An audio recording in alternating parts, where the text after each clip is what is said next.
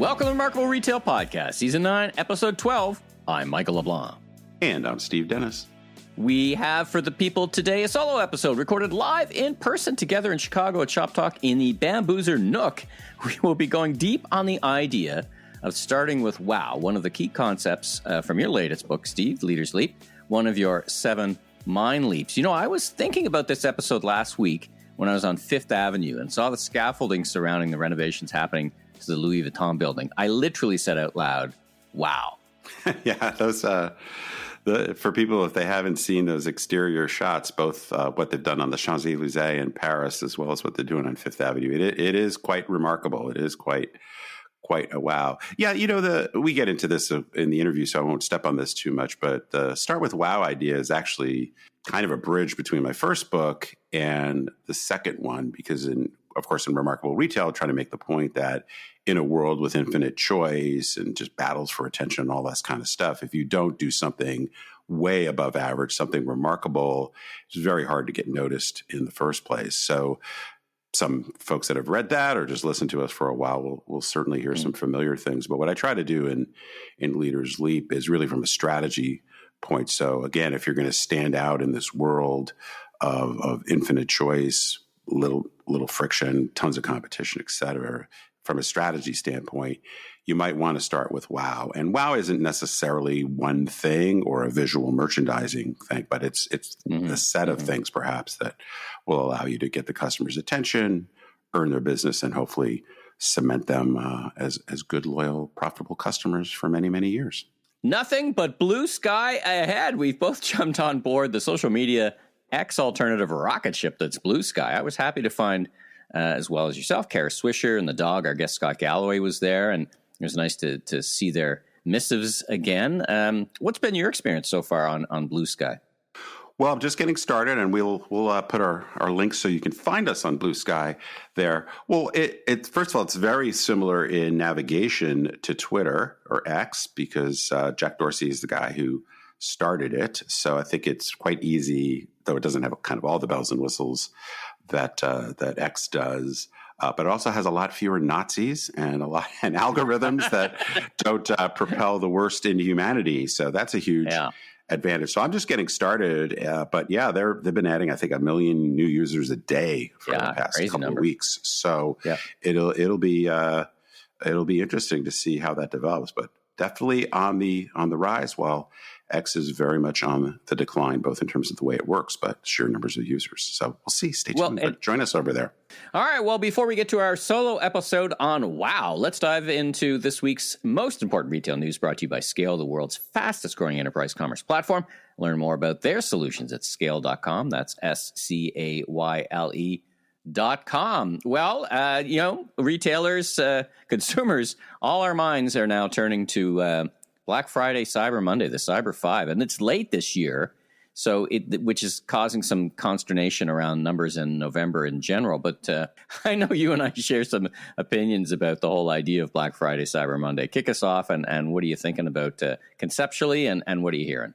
Well, I think every year on the podcast, I have done my public service announcement on Black Friday, Cyber Monday, Cyber 5, et cetera, as well as even before we started the podcast, I would write in Forbes about the hype around the holiday. And I just think it gets blown out of proportion. This period is less important every year, largely because of the retailers jumping, getting their sales out early, whether it's Prime Day or Target Days or all that kind of stuff. Black Friday deals have been out there for a couple of weeks in a lot of cases. Now, to your point, there might be a bit of an exception this year because of the compressed shopping period. So I think we will see that every day leading up to the holidays is going to be greater than last year because of the short selling season. But the main thing I try to get across in terms of the hype is when it's been studied, how given retailers do, or how the whole 5 days around this upcoming weekend has very poor correlation with overall Q4 performance. So it's kind of a distraction, I think, getting too focused on what the reads are from the data. The other thing, of course, is we'll have plenty of reporters that will be counting cars in the parking lot and probably poor Courtney Reagan. Bags in hand. Yes, a wonderful reporter at CNBC will be out in some mall in New Jersey, most likely, trying to say, it looks really busy or whatever here. So spoiler alert, every major shopping center is going to be busy. You can't count shopping bags or whatever. It doesn't mean anything. It's just part of the news cycle. So let's just simmer down. But yes, we are in a sprint to the finish, and there will be lots of stories. But separating the signal from the noise will be a little bit challenging, as it always seems to be. Let's pull back the lens a little bit and talk about holiday trends in general. Now they seem to be shaping up pretty well. Let's start with the battle of the titans at the value end of the scale, Walmart and Target. What a story between these two characters, and what a story for Walmart, and what a story for Target. Take us through it. Well, yeah. We're going to spend, I guess, the bulk of the news segment here trying to go quickly through some earnings, because we did get quite a lot of earnings. We're in the heart of retail earnings season. So this past week, quite busy, and this next week will be busy as well. So stay tuned for that. But yeah, Walmart and Target reported, I think, 24 hours apart. Walmart was the clear winner. They're really, as we've talked about, I think the last 2 or 3 reports from them, they're really firing on all cylinders.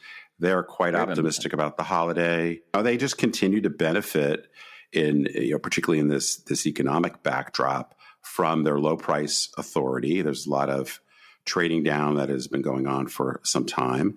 They do, again, given kind of the macroeconomic backdrop, have a really favorable mix because they're so high, the number one grocer in North America.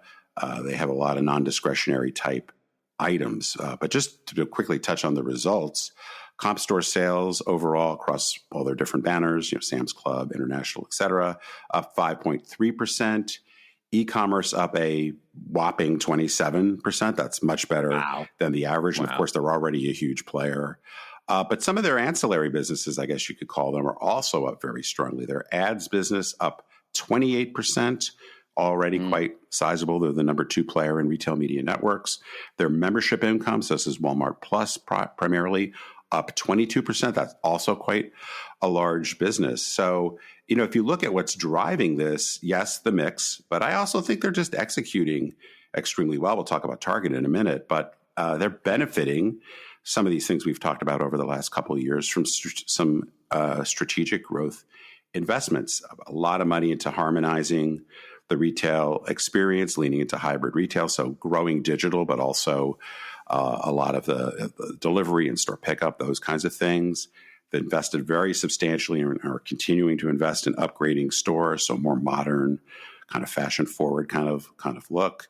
They've been adding categories, particularly as they've been doing better with more affluent consumers that are choosing to shop there. The membership, as I mentioned, Walmart Plus, already big, but strong growth. Their marketplace, they've added, I don't have the numbers right in front of me, but compared to Target, they got like 100 times as many vendors and items on their marketplace. So that's quite substantial for them and allows them to get those add-on sales and convert more traffic on the website to sales. And as we said, the ads business is on fire with the 28% growth. So I think that's even a little bit better than Amazon's growth. But the other thing that their CFO mentioned was that retail media networks now contribute almost 1/3 of Walmart's total profits. Wow. So that's something that was de minimis a few years ago. Yeah. Now really being a big driver. Now, if you compare that to Target, they got walloped in the stock market. Yeah, first day, the stock, I think, the day of the earnings, I think the stock was down 20%.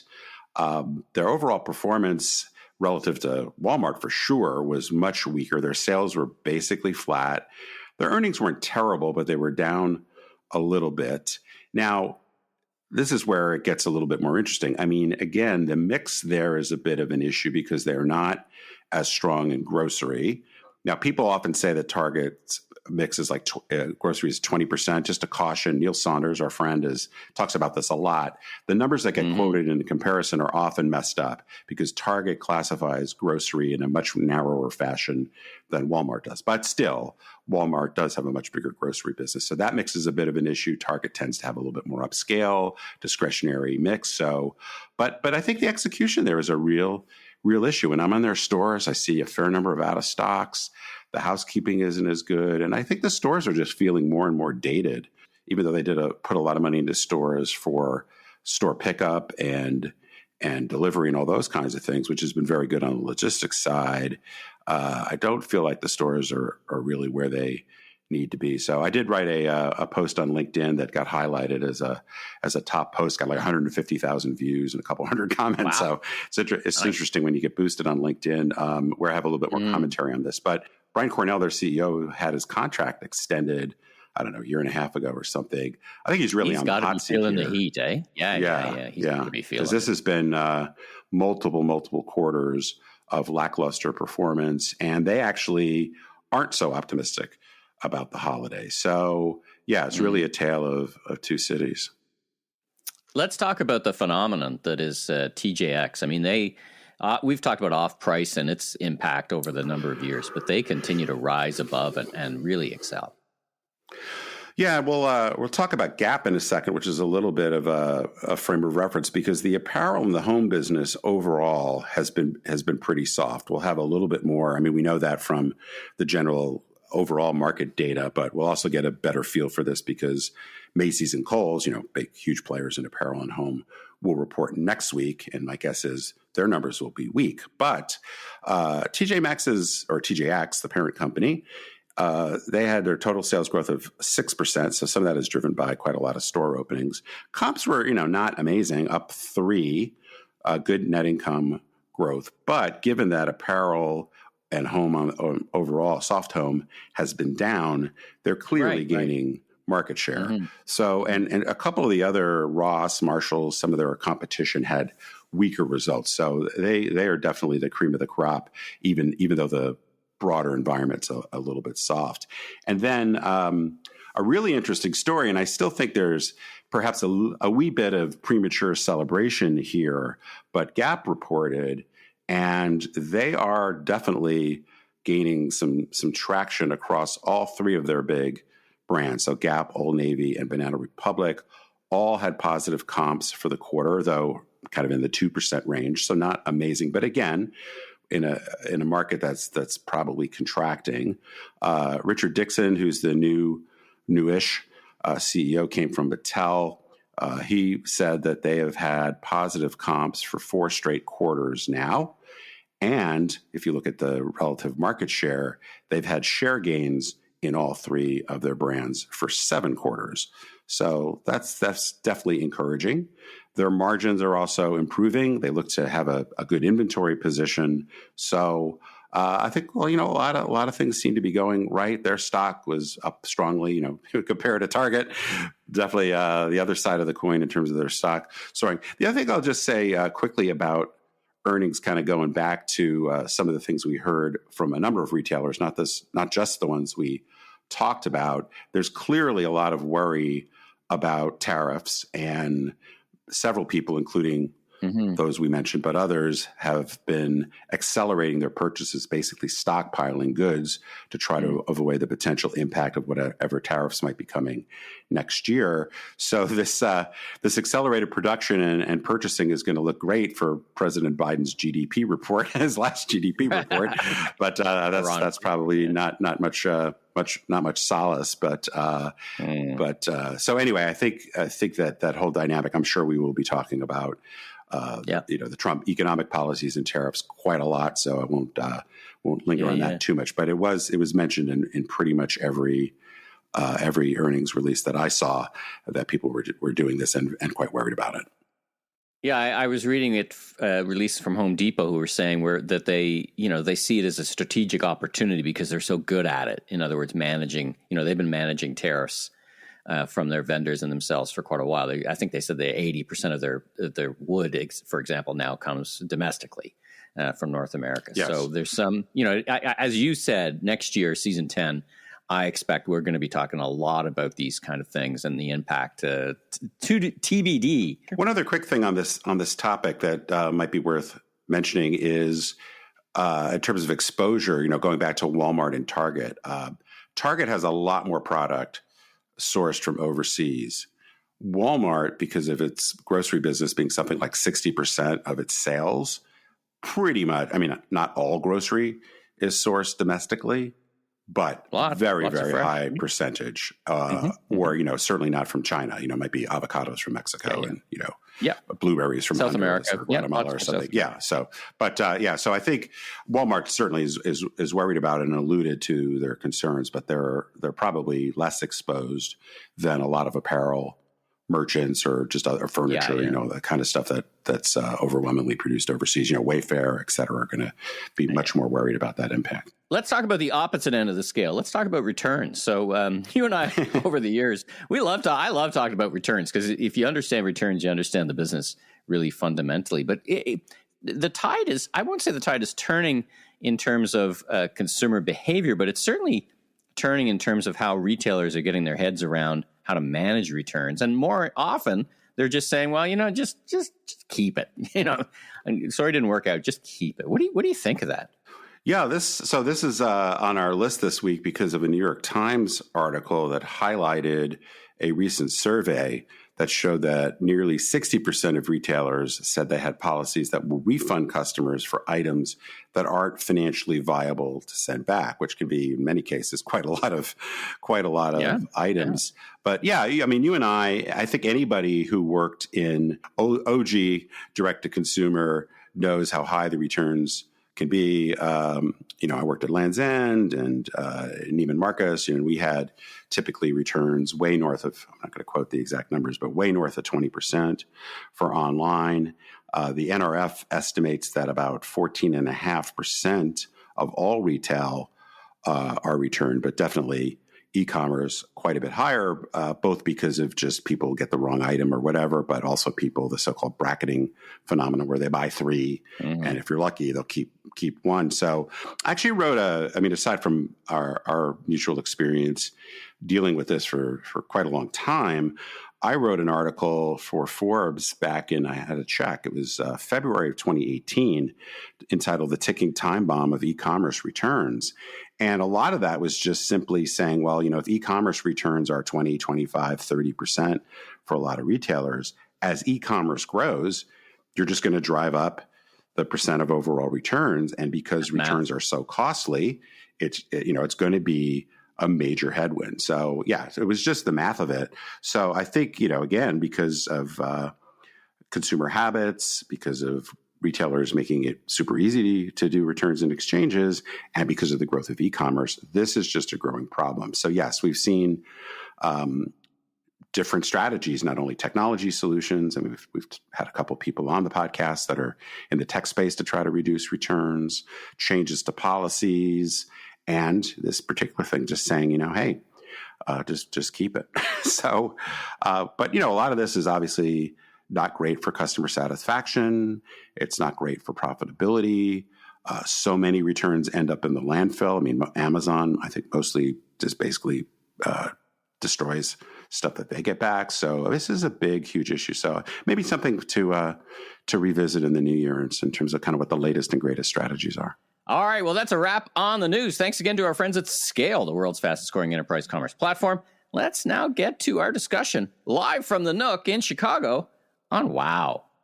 So as we talked about off the top, this is one of our solo episodes. We've had great fortune this season. We've had some great interviews, but we wanted to take the time and talk about things that occupy our minds. And we wanted to start with Wow. Now, this is one taken from your book. It's one of the mind leaps in the book, and we'll get to this later on. But you make the point of, it's evocative or reminds us of the kind of the start with why from Simon Sinek. But that goes back to, I was shocked when I read your notes because that goes back to 2009. And as you often say, things have changed since 2009. A few things are different, yeah. So it is one of those kind of insights that is very powerful. But I think it what I loved about this chapter, this mind leap, this whatever you want to call it in this context, the start with Wow is really it's almost an update to the start with Why. Is maybe that's not enough anymore, that the start with Wow is where we need to begin the conversation now. I guess a couple things. I mean, I'm sure a lot of people are familiar with Simon's book, which I think is a great book. When I read it and as I've thought about it, I guess, over the years, I do think there's a little bit of a stretch from Simon there, because I think there's plenty of companies, even back at the time that he wrote it, where you have to really stretch to say that they're successful because they start with why. Right. So I love the idea. I think if you're a purpose-driven company, there's so many good ideas there. So I think it's very valid at the time. But to your point, as time has gone on, one of the things that we know is true is the world has just gotten noisier. We're in a place where choice is so abundant, so easily accessed, where distraction and marketing and just what it takes to get noticed attention becomes span. so important. Yeah. Right. So there's this incredible battle for attention. And one of the things, I think I mentioned this one other time on the podcast, or maybe it's another interview, that Scott Galloway talks about, which is the battle for attention is one market. Like we're all... there's so many things we could be doing. And so to think about as just a battle for attention when you're shopping or a battle for attention when you're watching TV or whatever, people are multitasking, multiple devices. And so it harkens back a little bit to one of the key points about in my first book, Remarkable Retail, which is if you're going to get noticed, if you're going to engage with customers in a powerful way, you have to be truly remarkable. And so I think when you're faced with this incredible competition, all this choice, all this distraction, all this noise, how do you become that signal amid all the noise? How do you become special enough that the customer is going to choose to buy from you when they have so many other choices, often at a lower price or often more convenient? Right. So that's led me to think about, well, from a business strategy standpoint, if you're really going to stand out, if you're going to be successful over the long term, maybe you need to start with wow. Maybe you need to figure out those 1, 2, 3 things that make you so remarkable that they allow you to win the sale, keep the sale, build loyalty, get the NPS scores, all those. Break through the clutter, all those kind of things. Right. So yes, I'm deliberately riffing off of Simon's original idea. I'm not saying that understanding your why is not important. But I think for many companies, I'd probably start with wow and why. Your why may be part of the why may be part of your wow. That sounds weird. That sounds weird. I hadn't thought about it that way. That's a good T-shirt. Yeah, actually. but actually, I think it's really true. But there's other things besides your why that I think are important. Now we've kind of leaped ahead, so to speak. But let's take a quick step back for the handful of people who haven't bought and read your book. And I can tell from my sales stats that hardly anybody has bought it, but for the few that have. Well, for the listeners that may or may not have or need a refresher, talk about Leaders Leap again and why, not necessarily why you wrote the book, but the principles and then the 7 mind leaps and what's that framework? Yeah, just super quickly to kind of put it in context. So Leaders Leap is a book to help leaders drive their organizations to be more successful at transformation fundamentally. My take on this is that one of the key issues to begin with is that leaders don't think about it the right way, and they often don't realize how they're their own worst enemy. So the book is both kind of a personal transformation, leadership-centric book, but I also try to blend business strategy with leadership skills. And so the core of the book is around these 7 mind leaps. And what I'm arguing is that if you look at the kind of way we approach as leaders a lot of these business problems, there's a kind of a traditional way of doing it, and then there's a leap we need to make to go to a fundamentally different way of approaching how you think about strategy, how you think about the actions you take, how you and what it takes to drive change. So start with wow is one of the mind leaps. I wouldn't say it's the most important or the least important. I think all of these are sort of important depending upon your situation, but it is the one that I think really speaks to your business model, your value proposition, and if you really are in a stalled transformation or really struggling, I think figuring out your wow or your set of wows is really central. And if you can't do that well, you don't have kind of the compass to lead you forward. Well, and one of the things that frustrates me sometimes about business books that give great advice is they say start with wow in this context, and then you turn the page and they're into the credits of the book. It's like, okay, how do I do that? Like, give us some practical for the listeners. I buy in. I need to start with wow, but how do organizations begin to understand what their wow looks like?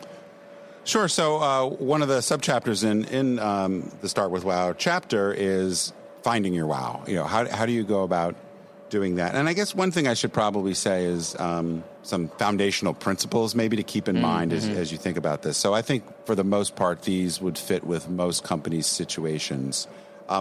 So one is, and this doesn't work for all companies, but if you're in the sort of business where there is an emotional component to what you're selling, it doesn't have to be primarily an emotional purchase, but there's something that really goes beyond a simple kind of spec sheet. Then part of the advice I give is, people often buy the story before they buy the product. I think when you say that, I think of brands like Yeti. Which has both technical, functional, and just emotional benefit. You just want to be part of that culture. Well, we often, somebody else has said, I forget who said it, is that we often buy on emotion, but we justify with logic. But it's important to understand that order. Right. And because keeps ice for 3 days. I got to have that $400 cooler. Yeah, and I mean, when I was working at Neiman Marcus, and you go, well, why does somebody spend $4,000 for a handbag? And you'd hear customers go, well, this is the best leather and da-da-da-da. And, you can make the same thing for a lot less money. Yeah. The real functions answer in the same way, keeps your car keys in the same place. The real answer is I'm the sort of person that has a Bottega Veneta handbag or whatever the brand might be. Now, you've got to have great craftsmanship, people aren't going to buy something purely on, unless it's an NFT, I guess, purely on like a made-up thing. But so I think it's just important to understand that often people buy the story before they buy the product. So that means you need to understand some of the emotional factors, like what tribe are they trying to be part of, right? Even when you get into the argument about what's better, an Android or Apple, what's better, Dunkin' Donuts or Starbucks or the independent, right? Some of that is taste preferences, right? Some of that is, I have a spec and Apple meets it better, Android meets it better. But a lot of it is I see myself as an Apple person, and unless the product was really inferior, I'm probably not going to change. So if you want to waste time, have an Android person try to convince you why you should have an Android, and it's like, I don't care. Who is it? Galloway talks about an Apple as being a mating device. Basically, it sends a signal to those around you that you're a certain type of individual. There's plenty, and I'm not, taking sides on whether this makes you a better human being or not. Right. But, you think about cars, right? If you just want to get from point A to point B, there are lots of cars that will do a very effective job of doing that don't cost nearly as much money as the BMW or the Porsche or whatever it might be, right? Now, you'll convince yourself, and, it's partially, it's probably true, the handling's better, the ride's better, maybe a bit safer, whatever, right. Faster, safer. So there are benefits, but ultimately, what distinguishes, if you get somebody who buys a Lexus, right, a lot of the story behind the Lexus is it's a smart luxury choice, right? It's not a sexy luxury choice, but if you see yourself as wanting to have a sexy car, you're not buying a Lexus, right? That's a car a dentist. I'm not picking on Lexus drivers, but or dentists. Dentists drive, yeah. But like people have and I'm not saying that's even true, right? But people see the sort of person that drives a Lexus is not the sort of person I want to be seen as. Yeah. I want to be seen as successful, sexy, whatever. Yeah. So I think we all know this, but a lot of times when we get so product and feature and benefit focused, we don't really try to understand that. So I guess another principle would be, it doesn't have to be one thing. It could be. I get hung up on that sometimes when I'm looking at the matrix of luxury and value and experience and efficiency. Sometimes I get you don't have to just be in one place to win, but you got to kind of pick a spot. How do you square that circle? Well, so an example I would use, and sometimes when I talk about being remarkable and that people buy the story before they buy the product, a lot of times people think I'm only talking about higher end specialty sort of products. But I would say if you look at TJ Maxx or Trader Joe's, which are very much value players, part of what makes them successful, there's no one thing. I think TJ Maxx works because they have great prices, but they also have convenience. They have a very shoppable format. They have a scarcity thing, like if you don't get it now, it may not be here. So there's a series of things that in combination, because plenty of people have low prices. Plenty of people have a box that's as convenient and is merchandised in a certain way. Plenty of people have self-service, right? None of those things in and of themselves is particularly remarkable. But the combination is remarkable. I would say the same thing about Trader Joe's. They do an amazing job with private brands, product development, etc. But it's the way they curate the store, friendly people at the front, no self-serve. There's a set of things. And I think a lot of people are not interested in shopping at some of those places because they're not those sort of people. Yep. But obviously plenty of people are. The other thing I would say is, and I know we talk about this a lot, is people still often confuse table stakes with differentiators. So your wow can't be a thing. Like if somebody else has got a wow, I can't think of a good example off the top of my head, but if somebody's really winning because of some of their wow, so maybe we just pick TJ Maxx, right? So if the wow at TJ Maxx is the combination of things I just mentioned, and you want to compete more successfully with TJ Maxx, say your Macy's Backstage, well, if all you do is change to be the same as TJ Maxx, it's not a wow, right? For you to win, you have to take it up, you have to take it up to 11 or whatever, right. More cowbell, whatever little funny things you want to say. So don't confuse for you what's a table stake versus the thing that you need to do to differentiate yourself to beat the competition. So, and I guess one other couple of quick things, and these may all be good things to do, but sometimes the wow thing is more of a gimmick. Like it gets you attention. Like a really good TikTok video might be very helpful for you, but it doesn't make you a remarkable company. So don't confuse sort of gimmicky things that get you virality or whatever, kind of episodically, with truly being remarkable. And I think the other thing to keep in mind is there can be components of what you do that are a real wow. So the example I often use is Canada Goose's cold rooms. So Canada Goose, I think, is a pretty remarkable brand in total. But one of the things that really gets them attention and actually drives their business are these cold rooms. And so it can be a component of your business model. It can be the climbing wall. But they're not going to turn the whole store into a cold room. Right. So it's an important element. And finding those things can be very important to getting customers in, closing the sale, having customers talk about your brand. But it also can be part of, your whole business model, like I was saying about TJ Maxx. There's no one thing that is a cold room kind of thing. It's the unique combination. Let's take that in the context of, we've been talking about business strategy. Let's talk about customers, customer journey, and how do you make wow? How do you know what your customers want for, as opposed to a bunch of men and women sitting in a boardroom thinking this should be our wow? How do you start to really get that down to that level, the customer journey level, and then what the customers actually value? Sure. So I think a backdrop, you need to be grounded, first of all, and, this sort of sounds obvious, but, we talk about customer centricity. A lot of companies don't do a really good job of understanding who their core customers are. So one of the key principles, I think, in getting to being more remarkable is to improve your aim. So really get granular on who your customers are by key segments, by purchase occasions, those kinds of things. So that's kind of foundational. And then you're thinking about, okay, well, now I've aimed better. Like I know who I'm talking about or want to, whether it's customers I want to sell more stuff to, retain better, or acquire. Now, where are there opportunities to aim higher, to create that, kind of amplify the wow or create those remarkable experiences? I think there's a bunch of different ways to do it. You can dissect the entire customer journey. And, in some cases you can find friction that you can eliminate.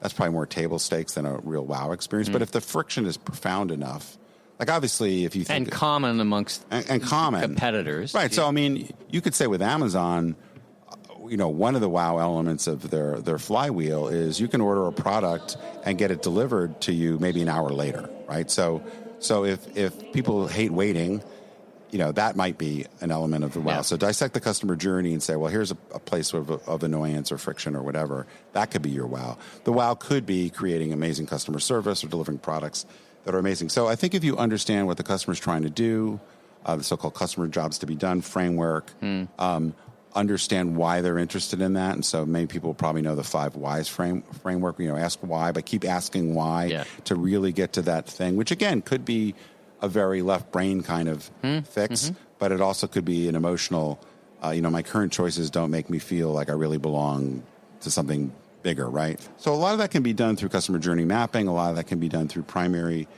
customer research. But I think a lot of cases, and this is one of the quotes I've got, in my book is sometimes insight can only be revealed through action. So you may do all this analysis, but you may actually need to stand up a proof of concept or a pilot to see whether it resonates in the way that you do. So don't think of customer insight as a research project necessarily. It might be an action project. And then I think, the other thing to do then is, you have a customer perspective, but I think you also need to be very mindful of the competition. And of course, a lot of times when you do customer insight work, you'll learn a lot about the competition. But one way to think about it sort of broadly, and people maybe heard me say this before, I don't really think it's not even clear that he actually said it, but a lot of people think Jeff Bezos, one of his most famous things is your margin is my opportunity. Right. I think it's much more your mediocrity is my opportunity. Yeah. If it was all about margin, he'd be buying LVMH. Well, there's plenty of companies that have ridiculously high margins. And not being grocery, by the way. Yeah. Well, and then the flip side is, right, yeah. So the flip side is, you would never innovate. Like Trader Joe's would never exist if that was their criteria, because the margins in grocery are terrible, right? Right. And similarly, if somebody came to you and said, hey, I have a new idea, I'm going to take on LVMH or Apple or some of these other companies with 70, 80, 90% gross margins, you'd probably say good luck with that. So so I think looking out and seeing where are there pockets of dissatisfaction, where are there competitors that are maybe coasting. We've talked to Warby Parker is a good example, right? Pretty mediocre players in the eyewear business. We're going to release another episode on another brand where we get into that. So I think, where's that mediocrity where you might be able to come in and really do something special and memorable? As we wrap up the conversation, let's talk about, as you're on this journey, you're outside the boardroom, maybe you're doing some pilots, you're doing things. How do you know if it's working? Like, what does good look like when you're doing it? Is it setting the criteria up front? Do you know that you're winning at a scale to which or at a degree to which you can scale it? Yeah, I kind of think about this. There's kind of the little bit more conceptual, intuitive level, and then there are definitely some things that you can measure. So with the conceptual level, one of the things I talk about in the book is this idea of owning the real estate of the mind. And so how do you occupy this place where there is this emotional attachment? So a lot of times, in fact, I heard somebody on stage talk about loyalty. Loyalty is a behavior. I don't think loyalty is a behavior. I think loyalty is an emotion. And when I often steal stuff from Seth Godin. One of the things that Seth is always talking about is people like us do things like this. Yeah. So how do you create this sense of belonging? Earlier when I talked about I'm an Apple person or where your identity, and you can't do this with every product, but there's something about the brand, the value, or the perception of that brand where, of course I'm going to buy Liquid Death, not Dasani. I think about, and we talked about a couple of episodes ago, Moose Knuckle, which is a fashion-forward, edgy winter fashion brand versus Canada Goose. Canada Goose, I'm more an explorer. I've gone to the Arctic. Right. Moose Knuckle functionally do the same thing, but much more fashion-forward. Yeah. Much more. I'm saying a very different thing about myself if I'm wearing a Moose Knuckle. Well, I think there's this interesting, and there's lots of psychology and marketing books you could read about this, but, how do you get this sense of belonging?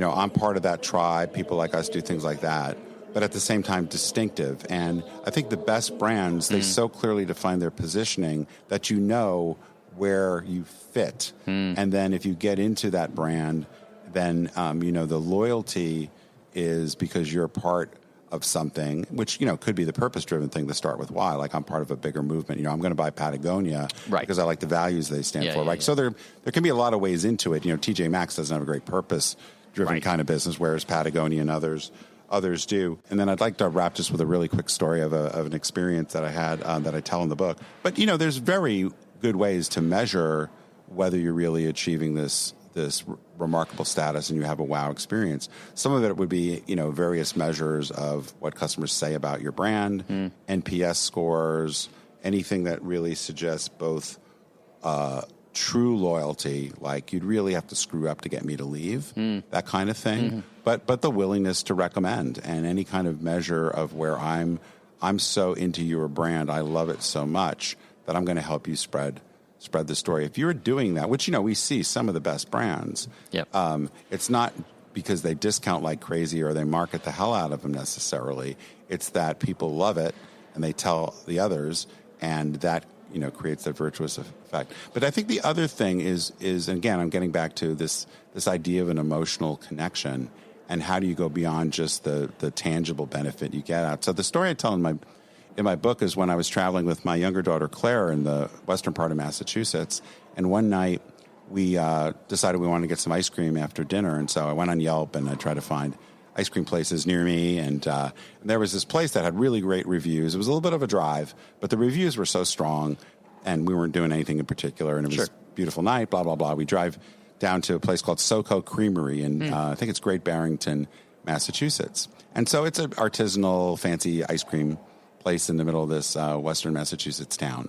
And, if you've been to fancy ice cream places, you'll sort of picture what it's like. They got interesting sounding flavors. They got olive oil and lavender and all this kind of stuff in there. Yeah. And friendly people, have a sample, whatever. And it's some fun music playing. Yeah, right. It's a bit of a scene. So anyway, so we had the ice cream, and it was delicious. But the thing that was incredible, they have this thing where they ask people, and there's these index cards, and they ask them a version of a question, which is basically, what would I tell somebody if I wasn't afraid? Huh. And at an ice cream place. Yeah. It has nothing to do with anything, really. And the wall is filled with these index cards. And some of them are funny. Some of them are heartbreaking because they have a secret that they've never told anybody. And so I remember reading some of these. I was getting choked up on some of them. But the creativity and everything. And so if you check out their Facebook page, you'll see people post this. But so I remember thinking, this is like one of the most memorable. Now, unfortunately, I can't go there very often because it's 2,000 miles away from Texas, where I live. But I remember thinking, I've been to a lot of ice cream places. I sort of fancy myself a bit of a ice cream aficionado. You do like your ice cream. That's and it was not. It was very good ice cream. It is not the best ice cream I ever had, but it's the best ice cream shop I've ever been to, because you could not leave there not feeling something. Moved in some way. Yeah. Moved and memorable. And I have told, now, unfortunately, because of the isolated nature of it, it's not an easy place for even I tell people to go. But, I included it in my book because it was so, such a great illustration of what a small business can do, right? Yeah, this is they're not going to be opening 500 of these stores, most like. Maybe some private equity guy is going to buy them now, and then they'll be opening them everywhere, and they'll totally screw up the index card idea. But anyway, but I think it's it shows that not only are you trying to create a really great ice cream experience, but what's that extra wow factor that you can bring to it, and it doesn't necessarily really have to do anything with the product you're selling. It's got to be somehow product's got to be good, it's got to be premium, right? But be creamy. Right, but there's nothing about this that says, this is going to make you buy more ice cream, right? And it's not about trying to get you to, put more ad on, grow the ticket. Right. So anyway, They're not trying to upsell you. So I say that because I think, not every brand's got the opportunity to do that. But if you think about how you're going to occupy that real estate of the mind, how somebody's going to say, literally say, wow, like that was great ice cream, but also... I think it's a good exercise to try. But again, you don't want to be gimmicky. You want it to make some sort of sense in the context of what you're doing. Well, this has been a great discussion. It's nice to get back in the mic and just do an episode together and just talk through this stuff. Without all those pesky guests. all these great guests. But anyway, all right. Well, let's leave it there. Thanks for tuning in. New episodes of Season 9 will be available each and every Tuesday, so be sure and tell your friends and colleagues in the retail industry all about us. If you liked our episode, please take a moment to give us a 5-star rating on Apple Podcasts.